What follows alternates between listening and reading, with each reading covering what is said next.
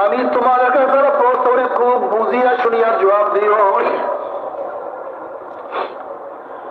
একটা মানুষের টাকার অভাব নাই, পয়সার অভাব নাই, সম্মান ইজ্জতের অভাব নাই, গাড়ি বাড়ির অভাব নাই, বাদশা দুনিয়ার বাদশা সব কিছু তার আছে, কিন্তু আমার মাওলা কিনিয়া কবরে যাইতে পারে নাই।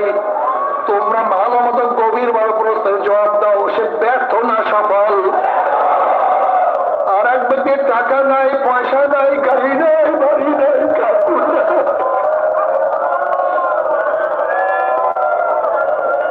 কেউ তাকে চিনি না, কেউ তাকে জায়গা দেয় না, কেউ তাকে মজলিসে ডাকে না, ভালো জায়গায় কেউ তাকে বসতেও দেয় না, কিন্তু মাওলা কিনিয়া কবরে গেছে।